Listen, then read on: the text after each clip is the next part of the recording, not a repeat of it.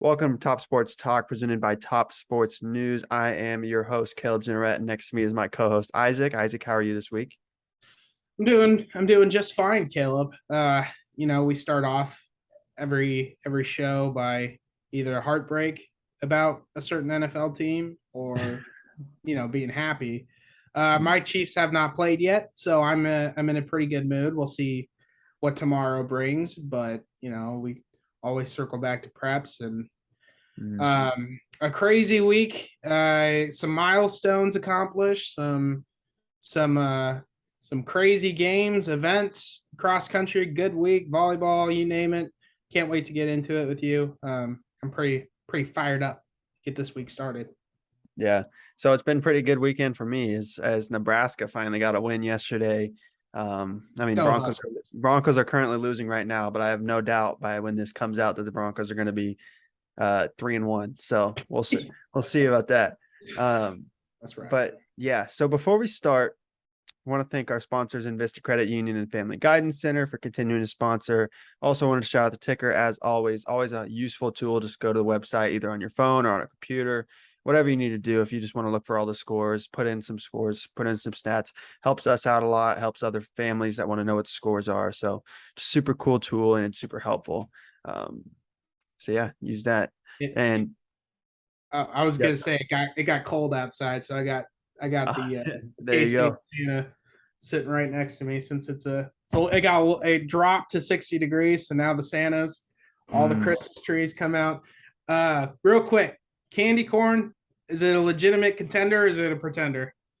Legitimate. I mean, at a certain capacity, I can't know. have too much of it, but the right amount of candy corn is good. Shout out my coworker Glenn Kinley for that one, because he's a lover of candy corn. No, I not really. mentioned He I hates it, mentioned but that I mentioned that because I texted Glenn actually a couple hours ago and reminded him that candy corn is an elite candy. Candy corn, top tier of all the candy. That's not a joke. I love candy corn. It's not a joke. I mean, I can have it pounds at a time. Not a lot of people can handle the candy corn quite like I can, but yeah, um, it's tough because it's just straight sugar, and it tastes good. I think it's a safe choice. I wouldn't put it as elite, but if you're in need of something sweet and there's some candy corn on the counter in like a bowl, I'm grabbing a handful. But I'm not visually going. appealing. I will never buy candy corn, if that makes sense. But I will always indulge in it for sure. Yeah, it's visually appealing too. I like the little pattern it has. It's candy corn is just a well done, well orchestrated, put together candy. It is. It It's up is. there. It's up there. It's nice. It reminds me a lot of those sugar cookies you get at Walmart, where you definitely can't eat more than Oh, two of them without having a drink. But the frosting, that's what candy corn tastes like to me. I know it is heaven. It's great. It's good. I Yeah, don't nothing wrong with understand it. don't understand the beef that people have with my ride or die candy. I don't understand it. We'll probably catch a lot of flack for these comments, afterwards, and I'm willing to take the bullet. I'm willing to take it because, like I said, it's my ride or die. I'm not backing down. You That's gotta my do what kid. you gotta do. All right. Well, getting into actually what this Oh this yeah, show is supposed to be about. yeah. Isaac has all the updates on all the other sports, and then we'll hop into the gridiron after that. Would love to. Yeah, let's get started with some boys cross country. The Seaman Invite was this past week where the girls and the boys locally competed in the Seaman Invite. Lenny Narogi again, on top of the world. He won the title on Saturday with a time of 15 minutes and 45 seconds. That's as far as I'm going to go. If you've listened to past episodes, you know the history with me and numbers. 15 minutes, 45 seconds. Lenny Narogi, first place finish. But what was cool about the Seaman Invite is that it was first place county runner, second place county runner, and third place county runner. So that was kind of cool. Shawnee Heights Junior Jackson Escabel, he finished in second place with a time of 16 minutes and 11 seconds. And Corey Sutton from Shawnee Heights finished in third place with a 16-minute 51-second mark. Um, Lenny Narogi hasn't finished lower than second all year. So he is obviously one of the top runners in the entire state. So another another good showing by Lenny again, and it was cool that a couple of Heights runners were right behind him. Obviously, the T-Birds would win the team title with those kind of numbers. So Shawnee Heights won the boys portion of that, and then the girls section of that, we had a county runner from Seaman, Ryan Miller. She finished in second place with a time of 19 minutes and 2 seconds. She finished right behind Piper senior Grace Henson, who won the race with 18 minutes and 27 seconds. Some county runners finished in the top 10. Bethany Drews from Seaman finished sixth place with a time of 20 minutes and 26 seconds. Leah Spurlock finished with 20 minute and 38-second mark, and some county runners were filling in 10 through 11 as well. So great week of cross country for some of our county runners, which was awesome to see as usual. Cross country and track, we get spoiled here. There's some of the best athletes in the city are in cross country and in dominant fashion. And we can go to golf. Golf Siemens girls golf team won the UKC league title this past week. They wouldn't just win, by a slim margin. They would win by 51 strokes. That was impressive to win a league title by 51 strokes. And in front of center, in the front of it was Siemens star Lois Dieter, who's also committed to Arkansas Tech. She would finish first place. JC Zimmerman from Seaman would finish in second place. Lois Dieter shot an 85 to beat her teammate Zimmerman by 7 strokes, who had a 92. So congrats, Seaman. Keep it up. It was, Lois Dieter is just a boss. she just continually impresses. And when you think about some of the top athletes in the fall, you think of Lenny Narogi and Ryan Miller and why am I losing my train of thought here? Lois Dieter and a bunch of other great athletes, non-football related, football and volleyball and golf. There's just a ton of great athletes, and a couple of milestones were broken in volleyball this past week. There was a couple tournaments on Saturday. Kevin Borderwick, the head coach of Washburn Rural, he got win number 1,000 this past week as a coach for Washburn Rural. He's led Washburn Rural to nine Class 6A state championships in 2 different sports. He entered the other day with a 999 and 261 record in charge of Washburn Rural. Kevin Borderwick, one of the great human beings around, and one of the best coaches that you'll see. The same leadership translates to every sport, and he's done a fantastic job of being at Washburn Rural. He's been nothing short of incredible. So congratulations, Coach Borderwick, for that. And then number 1,000 again, Rossville Junior Kinsey Pirine had notched up 1,000 career kills at Silver Lake this tournament weekend. She reached 1,000 kills. Ugh, hurts my shoulder just thinking about that. But so yeah, Kinsey Pirine as a junior notched 1,000, and that's super impressive. And Silver Lake would win that tournament that they hosted, but Rossville will come in second place, just like the Rossville tournament a couple weeks ago. It's always those 2 teams battling out till the end. But congratulations, Coach Borderwick, Kinsey Pirine. Congratulations to Silver Lake winning the tournament, and Washburn Rural volleyball kicking butt, taking names as usual. And last but not least, I'll finish off with some soccer.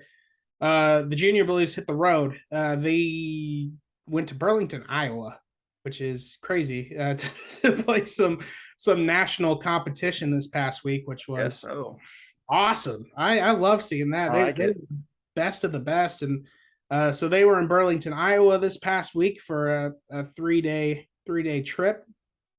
They started out their week against Naperville North out of Illinois. They lost that game 5-2. The very next day, they would play Marquette, Wisconsin. They beat Marquette by 3-2, and then they'd finish out the tournament by playing Waukesha West out of Wisconsin as well, winning 2-1 in overtime. And after the tournament, they moved their record to 10-2-0. So Washburn Rural doing great things, as they've done all year. And then Shawnee Heights, out of 5A here in Tecumseh, here in the county, they would stay undefeated in United Kansas Conference play.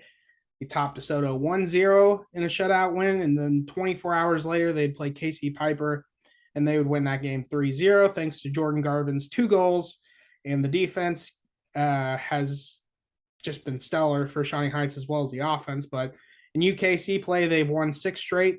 Well, they haven't lost in the UKC yet, but they're on a 6-game winning streak.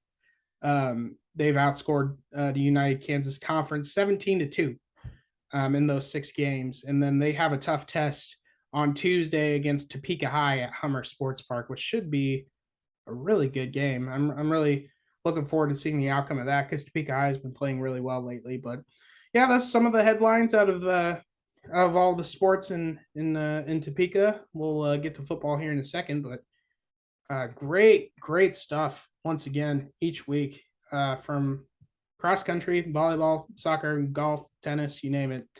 There's always something good coming out of that, so it's great. Mm-hmm. Yeah. So on the gridiron this week, pretty tough week for a lot of the county teams. Definitely the city teams, with Hayden and Seaman being the only ones that didn't come out with a loss, and Seaman didn't play. So that just shows you how the city teams fared this week. But starting it out with Shawnee Heights. Shawnee Heights got shut out by a really good DeSoto team. DeSoto's a really good team. Shawnee Heights was on a nice little streak. DeSoto ended that. Maybe too tough of a team for the young Thunderbirds, I think. So nothing to look down upon with Shawnee Heights. As I said, they are young. They probably did expect to win this game. Shawnee Heights is a tough team. DeSoto's a tough team, tough talented team. So expect Shawnee Heights to be fine going forward.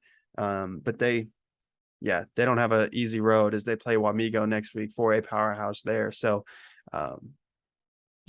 hopefully they can just get it back and get it going. Yeah, I mean, DeSoto's only loss on the year was against Washburn Rural, where they had a lead for a majority of that game, and Washburn Rural had to score on, I think, 3 straight drives in order to beat DeSoto.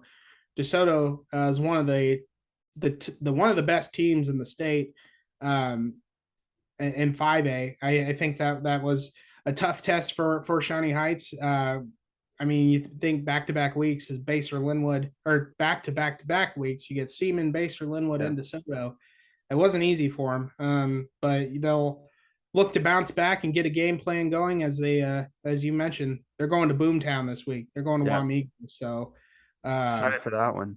That will be a great game. I gotta make a prediction on topsports.news, this pick 6 contest. It'll be an incredible matchup, and I think the defenses for Boomtown and for the T-Birds are really good. So that'll be a fun one. Looking forward to it. Yeah. I wish I could have all eyeballs on different games and be there. Right. But looking forward to seeing the outcome of that. I think Shawnee Heights will bounce back. They have Wamego this week, and I believe Topeka West and Leavenworth after that. So it's going to be a fun stretch for the T-Birds. They want to play their best. So, right before the postseason. Right. Yeah. So then moving on to another city team that dropped a game, Washburn Rural lost a big time game to Junction City, 24-6. Junction City's tough, and I was at this game. Washburn Rural, their defense played great the whole game. They were just on the field too much. Washburn Rural turned the ball over 3 times, 2 picks, 1 fumble. 2 of those turnovers happened in the fourth quarter as they were trying to come back from that. I think it was a 21-6 deficit at that point. Washburn Rural was desperately trying to come back. The comeback kids, man, couldn't get it done this week. The offense just looked all sorts of out of whack. They couldn't get the run game going. McKintis Adams couldn't get anything going. DeWeese couldn't get anything going. It was just that Junction City defense is legit. This isn't anything bashing Washburn Rural. Junction City's really, really good. I think Washburn Rural is a more talented team, but I think Junction City is just so well put together and so well coached that Washburn Rural made the mistakes and Junction City didn't. And I think that's what it came down to. But maybe I just need to stop going to these Washburn Rural games because You're I always went the last. down, I know I went the last 2 weeks and they've dropped both of them. Granted, they have played some very tough competition, so I don't want to put it all on me. But yeah, hopefully in these next 3 games they can get their feet back under them as they play some opponents that they should be favored against. I'll just say that. So looking forward to that, and I think they need to be looking forward to that. And I don't doubt that they still have more talent, maybe not more talent, but as much talent as anybody in the state. So if they're clicking, they're clicking. And if they're not, they're not, and they weren't last week. So I think that's just what it boiled down to. Yeah, that's football for you in a nutshell. Any given Friday, it's like anything can happen. And for Rural, it'll be nice to have some games that they're definitely favored. I know you just talked about that. They're definitely favored down the stretch, and that'll be nice for them to kind of get that rhythm going on offense. Fast starts. I think that's what they're really wanting to do. Fast starts, get these drives into the end zone right away. Let's give the defense some wiggle room to work with instead of having the defense to save these games. It'll be I think it'll be important for a talented team and a powerhouse like Washburn Rural to get that continuity and that rhythm and just punching it in the end zone as soon as you can. I think that'll be huge down the stretch for them. And I think they definitely will be able to do that. And I think that rhythm will be important, especially going into the postseason. Those things take time. Going down 90 yards, 80 yards, whatever it is to score a touchdown right away is an extremely difficult thing. And I think that they'll have these opportunities to really grow and to really dominate. And I think will be important, especially with this tough stretch after the regular season's over. Yeah. And I did want to mention Ty Weber did have 2 huge hits, but of course I didn't get him on camera. So Isaac is safe this week from his nightmares. All right. But yeah, defense played great. Just offense has got to get him going. But oh, there it is. Oh shoot, what did I just hear? There it is. Oh man. Yeah, Ty Weber was making a lot of Junction City running backs look like that this week. Just not enough. I don't know where this 3-foot giant chicken came from. No idea. I don't know how it ended in my apartment. Oh, there it goes. Oh, man. Well, yeah, I don't know where it came from, but yes, I agree with you. It's become a staple in Top Sports Talk, so it's got to make an appearance every episode. That's a rule. Yeah. It's a rule. So moving on to Hayden. Hayden beat Perry Lecompton 44-28. It was a closer game than I thought it would be. Both defenses looked really good, but Perry's always a good program, so you can never count them out of anything. But Hayden just keeps on rolling, remains unbeaten. But yeah, looked good enough, I guess, against Perry this week. Yeah, the only unbeaten team in the county. Hayden's just rolling. Say it every week. Extremely complete team, and they run the ball so good and so effectively. And Perry Lecompton was gonna bring it for him. That's for sure. A rivalry game like that, and 2 teams that have really good tradition. You knew Perry Lecompton was gonna bring it and bring everything that they had against Hayden. And to Hayden to put up 44 points and to win on the road in Perry Lecompton, that's a remarkable win. That's a really impressive win, and I know that it doesn't get easier from here, but Hayden's proven to be one of the elite teams in Class 3A. I know that they've been. You look at number 2 and number 3 with Wichita Collegiate and Topeka Hayden. Those are, Hayden's been sitting at that 3 spot, while Wichita Collegiate's been sitting at that 2 spot, but Hayden's knocking on the door. They're really knocking on the door to be number 1. And, at the pace that they're going, I wouldn't be surprised if we sit here next week or the week after and say Hayden's the number one team in Class 3A. And I think they're capable of that. I think they have the coaching, the talent, the effort, the will, everything that you want in a football team, the IQ. Really smart guys that play on that team. I think Hayden could be considered one of the best teams in Class 3A, and I don't think you get argument from a lot of people on that. Yeah, especially because the top two teams play next week, I think. So Oh, do they? yeah, so Oh. we'll see what Andale and Wichita Collegiate can do. Those are two very good teams, but yeah, Hayden's a really good team too. So moving on. Oh, before we move on, Hayden will play a struggling Royal Valley team next week before getting into their big time district play with Holton. Looking forward to that one. So speaking of Holton, that's who Rossville plays next week. But before that, Rossville and Silver Lake, the War on 24 did not disappoint. Isaac was in attendance, but before I give it to him, I want to mention that Coach Pegram needs to start wheeling around a wheelbarrow to carry around his kahunas because he went for two in his first ever War on 24 as the head coach of the Silver Lake Eagles. Got it, won the game. You could see in his interview afterwards that he was just out of breath. He was so excited. He was with those guys. So, man, I need to get Coach Pegram a wheelbarrow because that dude's crazy. That dude's crazy.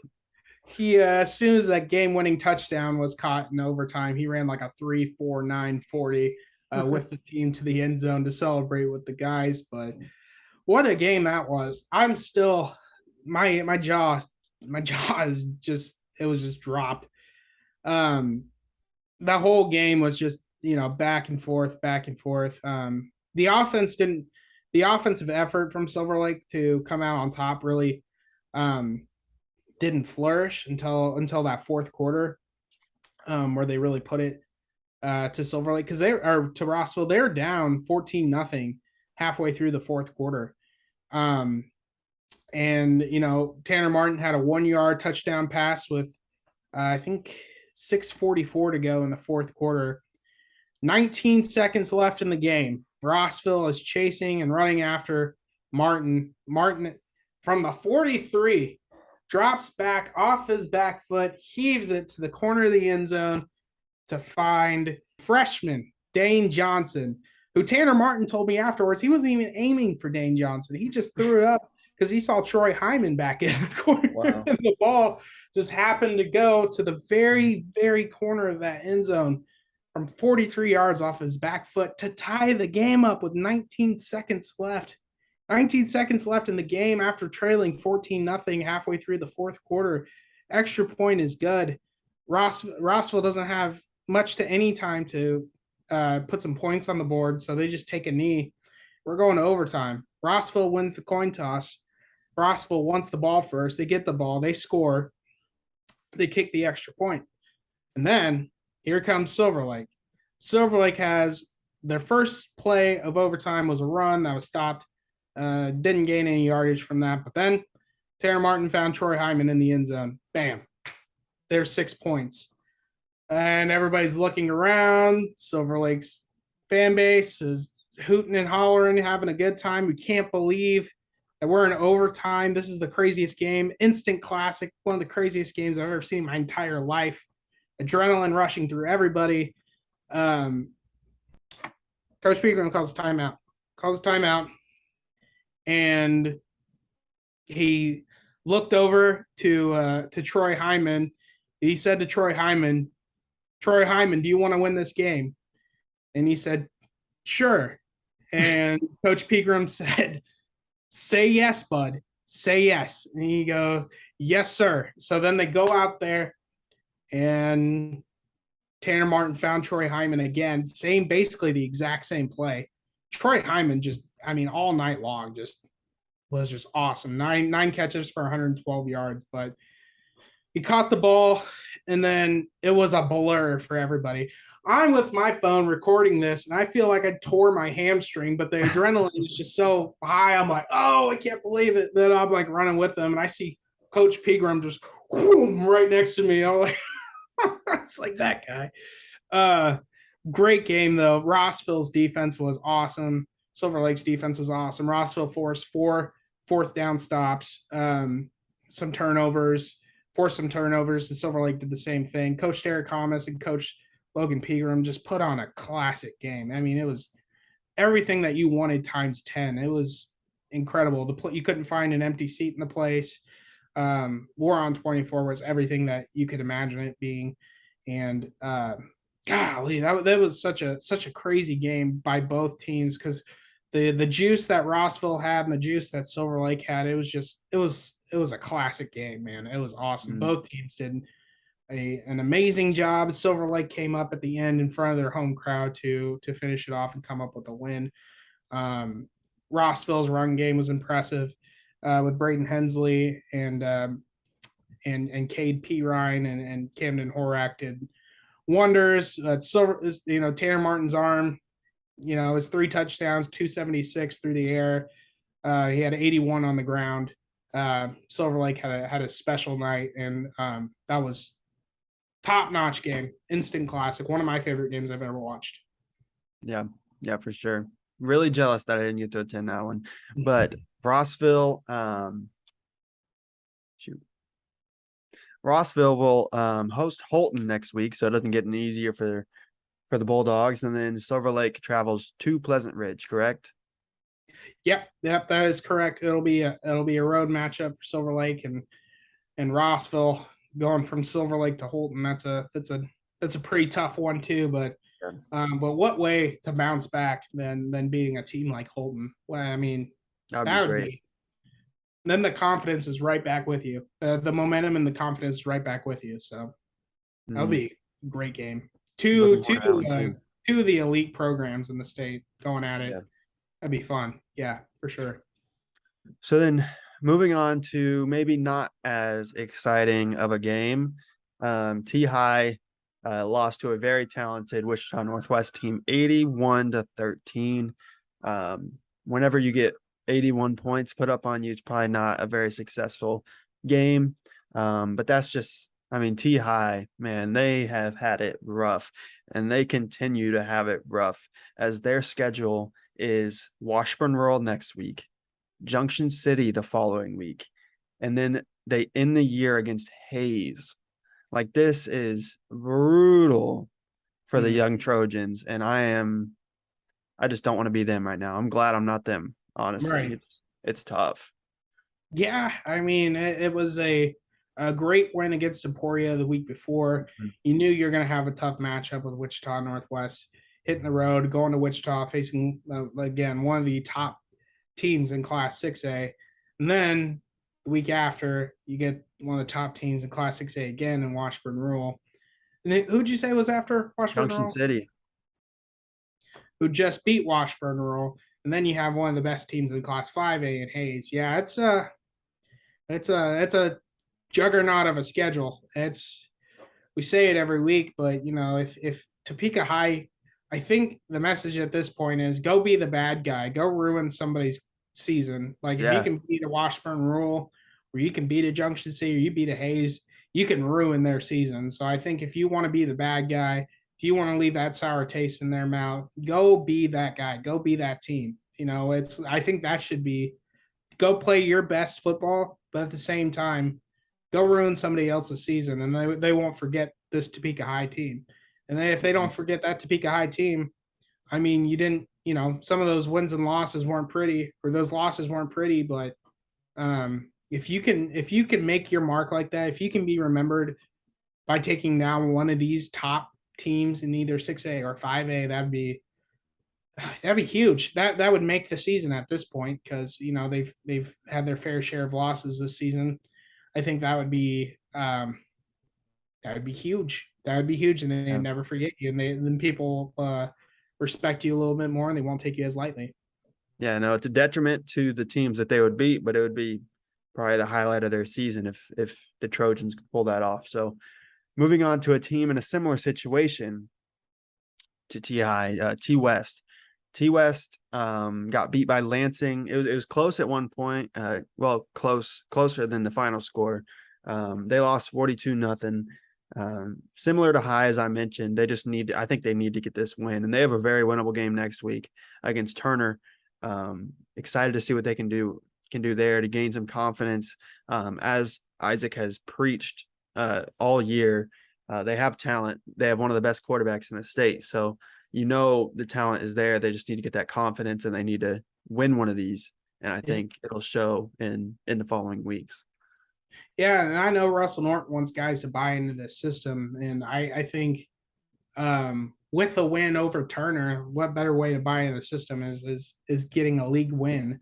It's been a tough road for Topeka West, just like Topeka High. Some of the 501 schools have had a tough road so far, but what better? I mean, go win that game against Turner. You can do. I mean, you can obviously do it. You mentioned that I've been preaching is they got the talent, they got the guys. Go win this football game, change the course of your career, and just go be the best Topeka West you can possibly be, and make sure you get a win.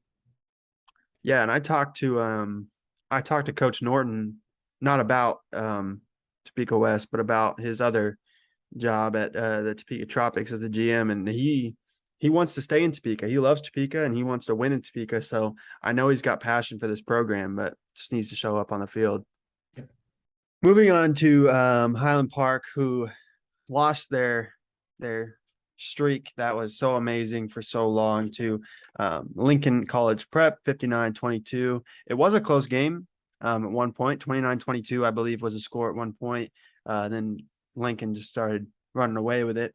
But over 150 yards of penalties is going to be tough for anybody to win. And if you put up that many penalties, it's just at that point you got to be doing something wrong. Like, you can't blame the refs for 150 yards, so it's tough. It's tough for the Scots, but also very successful season so far for the Scots. They have nothing to rest their heads about because they have another undefeated team next week in Atchison.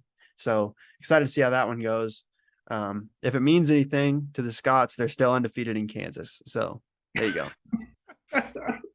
Those Missouri teams, man. 100 plus yards worth of penalties. You're not going to win a lot of those games. And we stellar performance by Trey Richardson, as well as we know, 100 plus on the ground, 100 plus through the air, or receiving, not through the air. He probably could, honestly, probably could. Whatever he wants. Exactly, he can do whatever he wants. He's Trey Richardson. Yeah. Big bummer there, losing to Lincoln College Prep. We knew Lincoln College Prep was a good team who's faced a lot of good quality opponents, and it was good for them to get that test and to know, hey, we can't keep getting penalized like this anymore and make these silly mistakes, because those silly mistakes lose you games every single time. Hopefully they learn from these mistakes and bring those corrected mistakes over to Atchison. They play Atchison this upcoming week on the road. Atchison's playing really good football right now too. Atchison's one of the better teams in the state. And I don't think Atchison's lost yet. I don't have that on my head. Unbeaten Atchison. Yeah, I mean, you got to go fix those mistakes. Not a lot of teams in the state have a Kewan Johnson or a Trey Richardson on your team. You guys can win this game. Just get those silly mistakes and penalties and stuff like that. Get those corrected. Do your best to be mistake free. It's football. There's no way for that to happen, because everybody's a human. Everybody makes mistakes, and football is one of those games where the game thrives off of mistakes. That's what happens. People get momentum, score off mistakes. They lose games because of it. The team with the least amount of mistakes should win this game. If Highland Park if they can stay even keel and to hold back on some of those mistakes, they should get the respect that they deserve, especially because of the athletes that they have on this team are phenomenal. So get back, get a good game plan going for next week. I know that they will. Well coached team. They just need to get some of those silly mistakes corrected, and I think they should be fine. So moving on to the last team we're going to talk about, as Seaman was off, as we mentioned, Care Paravel. So Care Paravel lost another another tough game to unbeaten Burlingame. So Burlingame's really been the surprise of 8-man this year. So nothing to hang your hat on there. But you really couldn't ask for a tougher schedule in your first year of Keisha. Axtell start off the year, defending state champs. Linden, powerhouse football school. Burlingame, also notorious football school.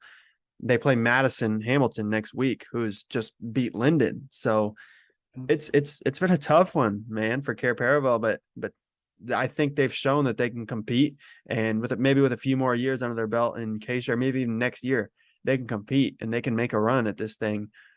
So not too disappointed in the Lions. I think they're playing their hearts out and they're doing all they can. Yeah, yeah. That Linden loss was brutal, and then you go to Burlingame. Burlingame's one of the storied programs in Kansas, and we know how good Burlingame is every year. Burlingame gives you the best every single year.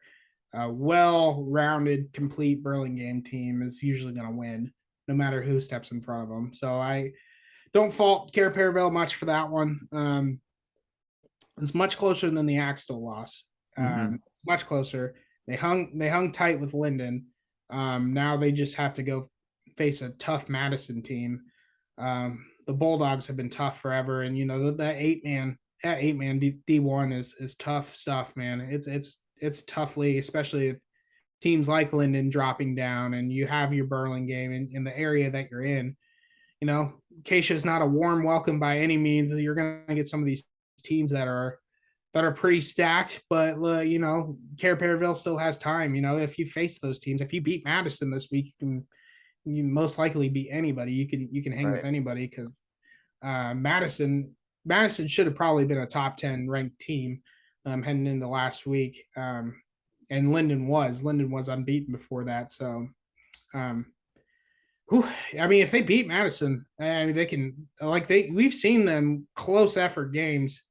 They really hung. That Linden game really impressed me, because a lot of people thought that Linden was going to kind of run away with that one, but the fact that Care Paravel has been playing so solid, it's if they can beat Madison, then they should keep looking with what's right in front of them, instead of looking way beyond, because if they can win this Friday, then